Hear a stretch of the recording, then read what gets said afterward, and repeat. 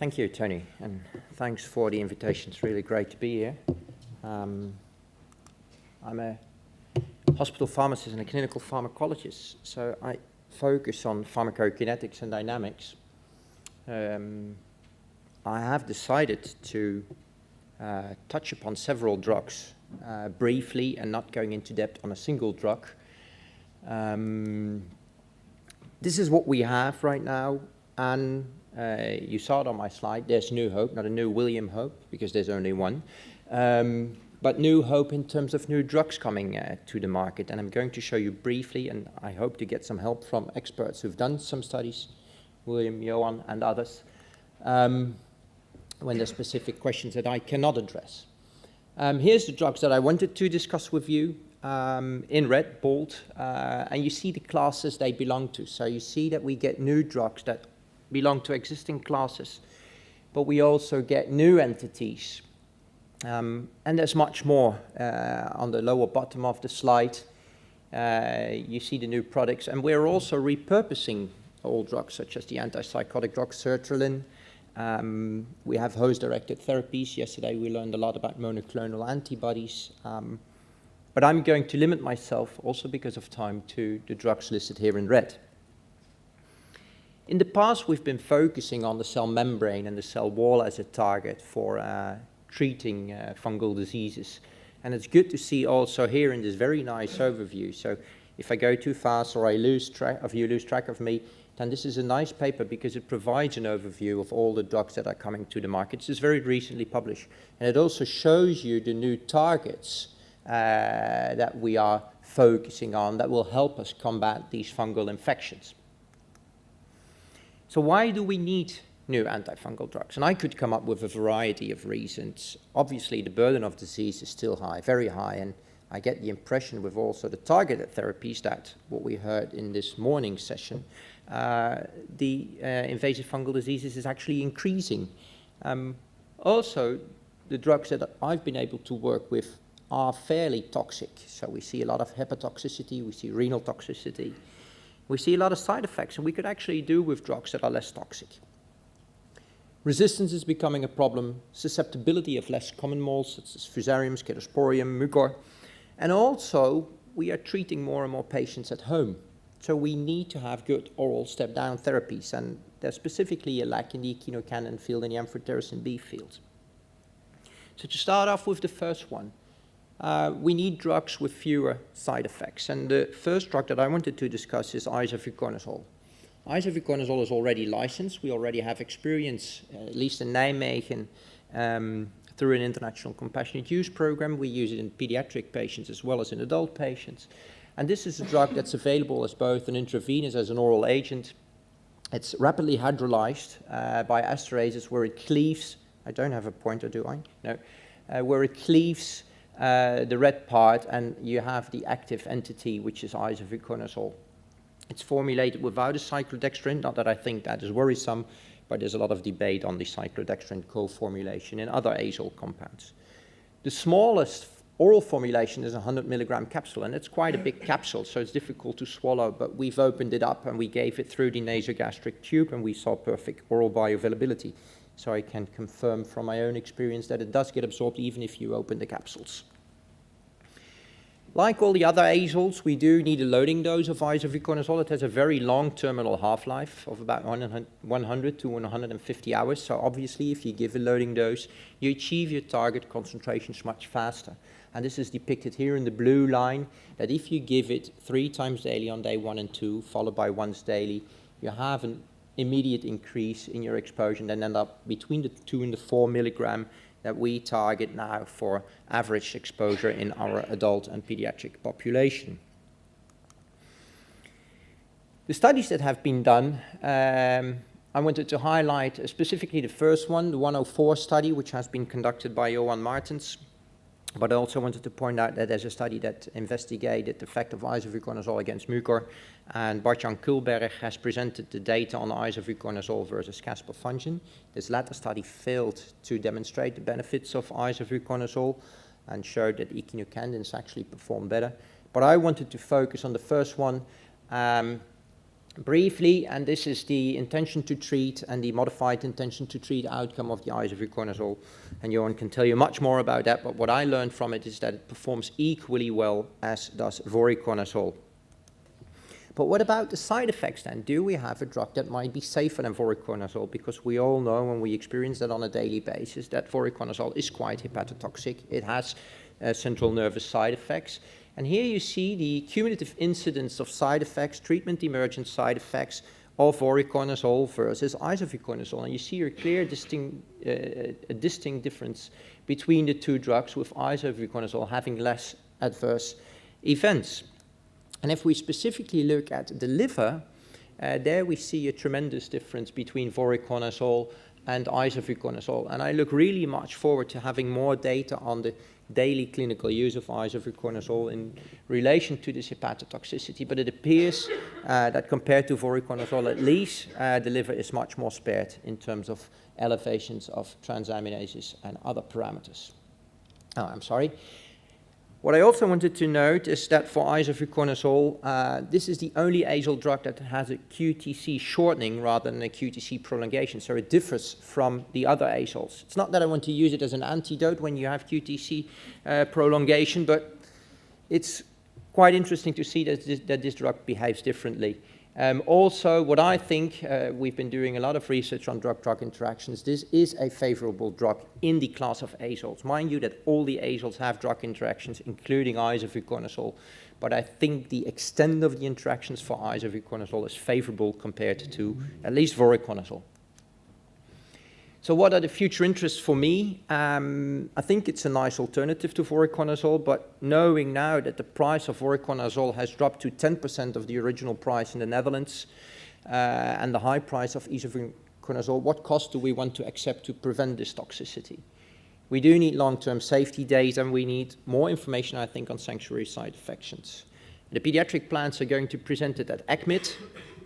So I'm very much looking forward to that, but also other special patient populations are of interest.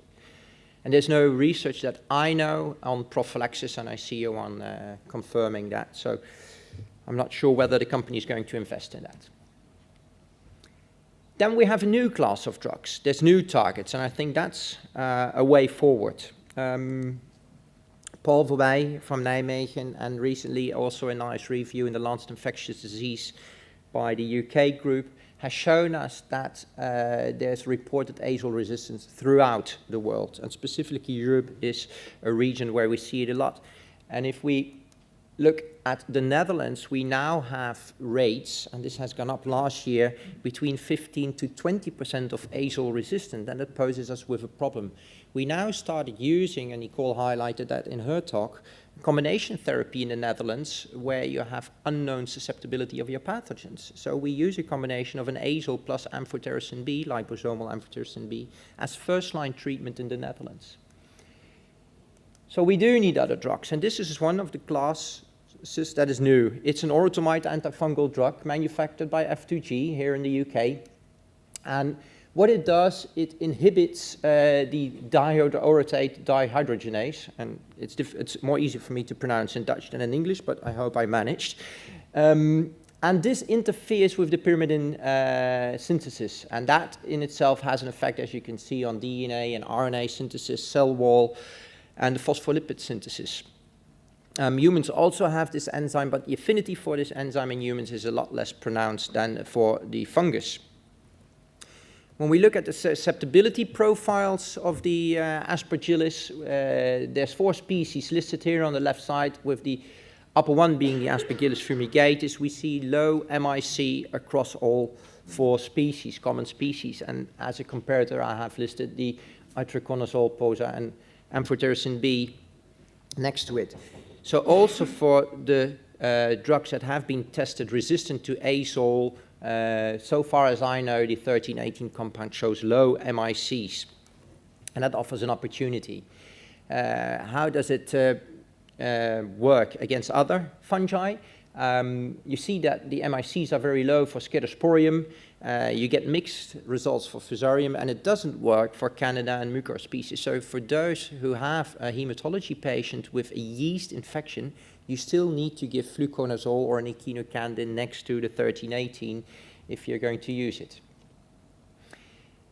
It appears to have a good bioavailability, and it distributes widely with 3 liters per kilogram over the body. So it has good tissue distribution.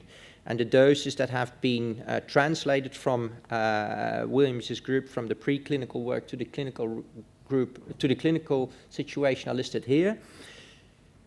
With regards to drug interactions, there is drug interactions, but it's only a very weak inhibitor. It does not cause any induction of enzymes, and it's cleared by multiple pathways. So I think we will see some inhibition of, for instance, tacrolimus and sirolimus in your hematology unit, but I think they can be managed as far as I know the data so far.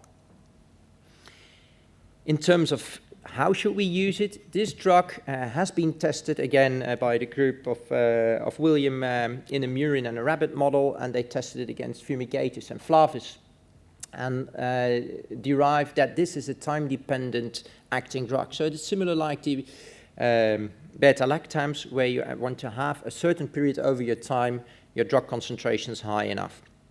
And this is how we are going to use it in the clinical trials, because that's what's going to happen with this drug. The company is opening the phase 2 trial, I think within 3 months, and they're going to launch it in, what I know, Australia, Europe, and the United States, with the intention of including 40 centers. And next to that, that will be an open label study for resistant aspergillus and other less susceptible molds. And then the phase 3 large trial will start at the beginning of 2019. Another challenge that we have is that in our hematology ward, we are treating more and more people at home. So we're changing to coordinating as a network these people, seeing them in the hospital for a short period of time, then sending them home. At this stage, we treat people with elastomere self-contracting pumps, and we send them home with ambisome, and we have 3 of these patients per week that we send home, so we don't have to keep them in the hospital for intravenous infusions. That's why we've tested micafungin as a less frequent intravenous prophylaxis regimen, together with Nicole Blijlevens and Johan Martens. And we gave these patients as prophylaxis twice weekly on Monday and Thursday a high dose of micafungin, and we compared that to daily to provide a pharmacokinetic rationale of using these regimens. And this helps you use prophylaxis in an outpatient setting, because you only have to come to the hospital twice a week instead of 7 days a week. This is what we found. I'm not going to bother you with the details. The only thing I want to point out is that there is a limit to the amount of period that you can stretch. So I would not recommend giving once weekly micafungin, because there's a long period on the right panel that you can see where we mimicked 700 milligram once weekly, where you have no coverage of your antifungal drug. So we need to find the most beneficial period. We also demonstrated that a little time ago for nidolefungin, but now we have a new drug, and it's called rezafungin. I think most of you will know it as a CD101 compound. Also at ECMID there will be new data, and that is a modified echinocandin structure with a longer half-life, because obviously the longer half-life of your drug, the more benefits you can have from less frequent dosing, and this has a very long half-life. When it comes to susceptibility, it is equally comparable to the echinocandins listed here in terms of MIC to Candida, and also in terms of MEC to Aspergillus, and you see the results listed here. When it comes to the safety, we know that the echinocandins, micafungin, caspofungin, and nidofungin are very safe drugs. At least I consider them safe drugs. And what we've learned so far from the rezafungin compound is that, similar to the other echinocandins, it's not subject to drug-drug interactions. It will not cause drug interactions itself.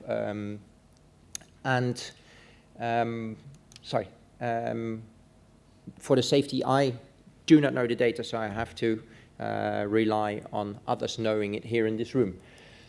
The idea of using it less frequently has been demonstrated in a mouse trial where they gave five mice and they divided them over 3 groups. giving it daily, twice weekly, or once weekly, and they look at the outcome of this dose fractionation. And that's what they found, is that actually the single dose performed best in terms of reduction in colony-forming units. You see it at the lower bar, you see a decline in colony-forming units with a single high dose compared to the twice weekly dose and the daily dose. And that confirms what we found in other work done with the echinocandins. So what is the plan for this drug? It's the phase 2, and I checked even this morning on clinicaltrials.gov. It's still open for inclusion, but I think it's nearly at the end, where we have the phase 2 data on treatment available against caspofungin. And there's a phase 3 trial starting. And also in the prophylaxis, that's very interesting. They want to see if they can use it with a once weekly regimen. And they not only want to target Candida prophylaxis, but they are also going to target PEP prophylaxis at the same time for this compound. And that is new, because up until now, most of us will have been using cotrimoxazole or dapsone or atovaquone as PEP prophylaxis in the hematology ward. And this drug will try to settle both fungi as well as PEP prophylaxis. So, and this is the timeline of this compound. Then the last few slides, oral treatment possibilities. If you send people to their homes, ideally you give them oral treatment, and just showed you that we have ways of giving them treatment at home with intravenous compounds. But I think there's a clear need for new oral treatment options, and I have two that I wanted to discuss. The first one is from the Matthias company, and it's a cochleate containing amphotericin B in nanoparticles. That's a new technology. It has been used for other drugs, so the technology in itself is not new, but compounding it with amphotericin B is new. And it's a multi-layered structure that contains amphotericin B for targeted delivery, and it also makes it possible to give the drug oral, because these nanoparticles are orally absorbed. Amphotericin B, as you know, is a broad spectrum agent, so the compound it's containing is amphotericin B, and it does the work. And the good thing is that this drug is also known for its lack of pharmacokinetic drug interactions. So how does it work? And here's a graphical representation that I got from the company, where you see in the left panel the amphotericin B, the biallate, the drug being encapsulated. And once it gets taken up by the macrophages, there's a shift in the amount of calcium, and in the macrophages there's a low calcium environment that unfolds the nanoparticle and releases there the amphotericin B. So that's one way it works, intracellularly unfolding and releasing the drug that you have available. The company is currently at a stage 1 doing animal studies and human phase 1 trials. Here's a very nice graph, I think, of the uptake in the macrophages of the nanocrystals. But there's a second way it works, I've learned, and that is not by phagocytosis, but is that the fungi tend to eat up this compound as well. And they have some rhodamine luminescence here, where you see specifically in the right panel the uptake of the aspergillus of the nanoparticle cochleates. So apparently it is also being taken up by the fungus and can release the amphotericin B within the fungus itself. So that's additional to the macrophages. So we will learn more about this drug in the very near future. These are their plans, and that's prevention of invasive fungal infections as well as treatment, going into phase 2 for the treatment setting and phase 3 for the prevention of invasive fungal infections, but that can only be done obviously after phase 2 has been completed. And as I've told you, I'm only aware that they have ended phase 1. The last slide is on efumafungin. I think this compound has been presented still at ECAC, so already a long time ago. This is the first oral echinocandin. It's known under the code name of SCY-078. And it's nothing else than an echinocandin that is compounded to be able to taken up orally. The way it works is the same as the echinocandins, with the same MICs and the same targets, so the Candida and the aspergillus.